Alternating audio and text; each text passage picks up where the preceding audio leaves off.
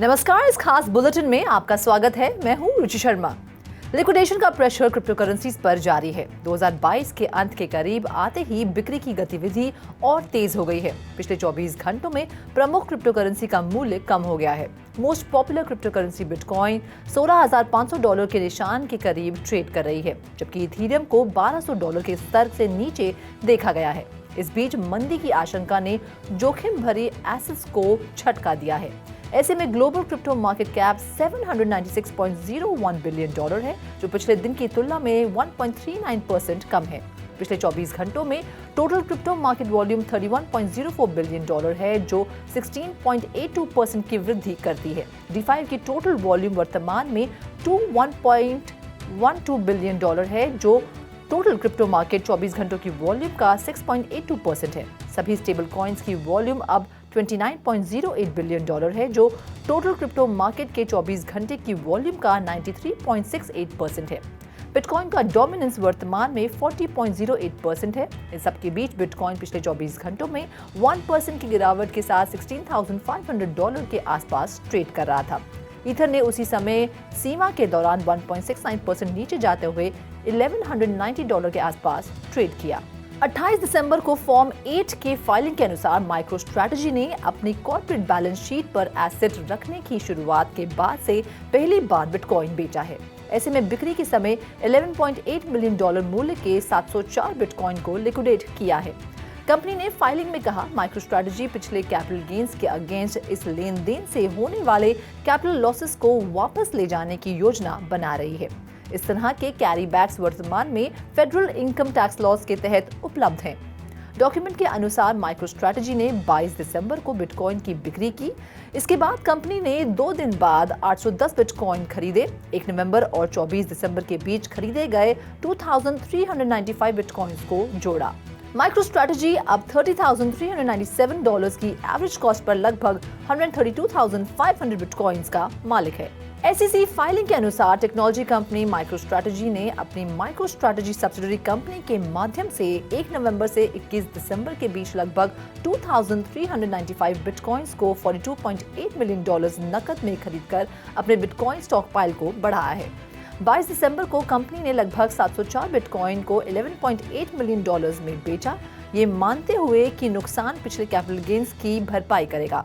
Company ने तब 24 दिसंबर को लगभग $13.6 मिलियन में एडिशनल 810 बिटकॉइंस खरीदे थे, जिससे इसकी टोटल होल्डिंग्स 135,000 बिटकॉइंस हो गई। 22 दिसंबर को माइक्रो स्ट्रैटेजी ने पहली बार बिटकॉइन को बेचा है। कुल मिलाकर कंपनी ने अपनी होल्डिंग्स में लगभग कुल $44.6 मिलियन खर्च कर के 2,501 बिटकॉइंस जोड़े हैं। Local stock broker Phillip capital ने एक डिजिटल टोकन जारी किया है, जो मान्यता प्राप्त इन्वेस्टर्स को लाफीट रोथस्चाइल्ड, ऑब्रियन और मुथॉन रोथस्चाइल्ड जैसी प्राइम बोर्डो वाइन्स के मालिक होने की अनुमति देता है। Philips capital K fintech director mister से हुआन के अनुसार ये कदम इन्वेस्टर्स को बायर्स और सेलर्स के साथ बातचीत किए बिना रेयर वाइन्स में इन्वेस्ट करने की अनुमति देता है। साथ ही स्टोरेज और डॉक्यूमेंटेशन के वनरस टास्क से भी बचाता है। हर एक टोकन एसेट बैक सिक्योरिटीज का प्रतिनिधित्व करेगा, जो होल्डर्स को 16 विभिन्न वाइन लेबल्स की 36 बोतल्स का ओनरशिप प्रदान करता है। 27 दिसंबर से कोर्ट फाइलिंग्स के अनुसार investors interest earning crypto products का सेल करने के लिए क्रिप्टो एक्सचेंज जेमिनी पर मुकदमा दायर कर रहे हैं। इन्वेस्टर्स ब्रेंडन पिचा और मैक्स जे हेस्टिंग्स ने न्यूयॉर्क के US सदर्न डिस्ट्रिक्ट कोर्ट के साथ अपनी और दूसरी सिमिलर सिचुएटेड की ओर से एक क्लास एक्शन मुकदमा दायर किया है। शिकायत के मुताबिक वे ज्यूरी ट्रायल चाहते हैं। पिचा और हेस्टिंग्स के अनुसार जेमिनी का अर्न प्रोग्राम, जिसने कस्टमर्स को अपने क्रिप्टो एसेट उधार देने के लिए 7.4% तक इंटरेस्ट की पेशकश की, उन एसेट्स को US सिक्योरिटीज लॉ के तहत सिक्योरिटीज के रूप में रजिस्टर नहीं किया है। फाइलिंग के अनुसार क्रिप्टो एक्सचेंज FTX द्वारा बैंकरप्सी की घोषणा के बाद जेमिनी ने 16 नवंबर के आसपास प्रोग्राम को अचानक रोक दिया, जिससे जेनेसिस ट्रेडिंग के में लिक्विडिटी क्राइसिस पैदा हो गए, जो जेमिनी के बोरोवर के रूप में काम करता था। North Korean group BlueNoroff ने क्रिप्टो करेंसी वॉलेट में हैक करने का एक नया तरीका खोजा है। ये अब बैंक्स और जापानीज वेंचर कैपिटल फर्म की अपीयरेंस है। कैस्परस्की लैब्स ने 27 दिसंबर को घोषणा की कि North Korean hacking group BlueNoroff ने 70 से ज्यादा फेक डोमेन्स बनाने और बैंक्स और वेंचर कैपिटल फर्म्स का प्रतिरूपण करने के बाद क्रिप्टो करेंसी में लाखों डॉलर चुरा रहे हैं।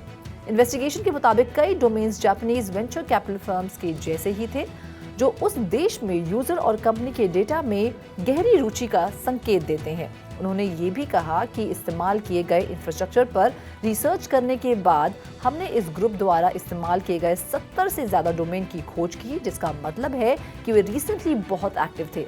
उन्होंने कहा कि कई बोगस डोमेन्स भी बनाए गए हैं जो वेंचर कैपिटल और बैंक डोमेन्स प्रतीत होते हैं। मंगलवार को एक रिपोर्ट के मुताबिक अमेरिकी न्याय विभाग करोड़ों डॉलर के बिटकॉइन की जांच कर रहा है, जो अवैध रूप से कोलैप्स्ड एक्सचेंज FTX से प्राप्त किए गए थे। FTX पर 11 नवंबर को एक मिस्ट्री अटैक हुआ था। इसके तुरंत बाद चैप्टर 11 बैंक्रप्सी के लिए दायर किया गया था। एक्सचेंज और इसके फाउंडर सैम बैकमैन-फ्रीड के आसपास की गाथा में एक आश्चर्यजनक मोड़ जोड़ दिया। इसके बाद फंड को दूसरे एक्सचेंजेस में मूव कर दिया गया और अलग अलग क्रिप्टो करेंसी में कन्वर्ट कर दिया गया। अब फेडरल प्रोसिक्यूटर्स एसेट्स पर नजर रख रहे हैं और कुछ को फ्रीज करने में कामयाब रहे हैं। ब्लूमबर्ग के मंगलवार को मामले से परिचित एक व्यक्ति का हवाला देते हुए ये रिपोर्ट किया गया है। हालांकि फ्रोजन फंड्स की अमाउंट को ओवरऑल अमाउंट के फ्रैक्शन के रूप में डिस्क्राइब किया गया है। ब्लॉकचेन एनालिस्ट का दावा है कि लगभग $650 मिलियन वर्थ की क्रिप्टो करेंसी ने हैक में Bahamas based digital asset exchange को छोड़ दिया है, जिससे ये 2022 के सबसे बड़े क्रिप्टो हमलों में से एक बन गया है। लेकिन FTX के बैंक्रप्सी घोषणा के अनुसार कम से कम $372 मिलियन की चोरी हुई है, जो मिसिंग फंड्स के अकाउंटिंग में डिस्क्रिपेंसी की संभावना को बढ़ाता है। चाइना अपना पहला state back non fungible token marketplace शुरू कर रहा है, जो ऐसी टेक्नोलॉजी के लिए अपनाने का नवीनतम संकेत है जिसने देश की क्रिप्टो करेंसी पर कुख्यात सख्त नियमों के भीतर एक लीगल ग्रे एरिया पर कब्जा कर लिया है। 1 जनवरी को देश की राजधानी बीजिंग में मार्केटप्लेस के लॉन्च का जश्न मनाने वाली एक सेरेमनी व्यक्तिगत रूप से आयोजित की जाएगी। Chinese state media outlet China daily की एक रिपोर्ट के मुताबिक प्लेटफॉर्म 3 राज्य के स्वामित्व वाले और प्राइवेट एंटिटीज द्वारा संचालित किए जाएगा। हुबान डिजिटल, जो एक प्राइवेट कंपनी है, चाइना टेक्नोलॉजी एक्सचेंज और आर्ट एग्जीबिशंस चाइना, जो दोनों सरकार समर्थित है, मार्केटप्लेस जिसका नाम China digital asset trading platform है, जिसका इस्तेमाल कलेक्टिबल्स के साथ साथ डिजिटल कॉपीराइट्स और प्रोप्राइटरी राइट्स का ट्रेड करने के लिए भी किया जाएगा। रिपोर्ट के मुताबिक प्लेटफॉर्म के अंडरलाइंग ब्लॉकचेन को चाइना कल्चरल प्रोटेक्शन चेन कहा जाता है। ट्रेडर्स के एक ग्रुप ने पिछले हफ्ते कहा था कि एक ट्रेडिंग प्लेटफॉर्म 3 से कॉम्प्रोमाइज API कीज के जरिए $22 मिलियन वर्थ की क्रिप्टो करेंसी चोरी हो गई थी। बुधवार को 3 ने स्वीकार किया कि ये उस API लीक का सोर्स था। घोषणा के बाद एक अनोनिमस ट्विटर यूजर ने 3 यूजर्स से संबंधित लगभग 100,000 API कीज प्राप्त की और इसे ऑनलाइन पब्लिश किया था।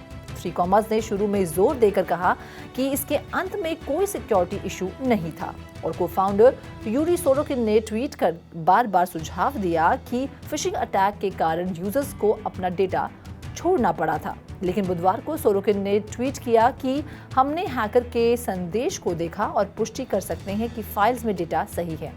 हमें खेद है कि ये अब तक हो गया है और स्थिति के आसपास हमारे कम्युनिकेशंस में ट्रांसपेरेंसी रहेगी। कॉइनबेस स्टॉक पिछले 5 दिनों में 6% गिरकर $32.40 प्रति शेयर के ऑल टाइम लो पर आ गया है। हालांकि स्टॉक ने थोड़ा रिकवर किया है और $32.65 प्री मार्केट पर ट्रेड कर रहा है। कॉइनबेस इन्वेस्टर्स के लिए 2022 उतार चढ़ाव से भरा रहा था।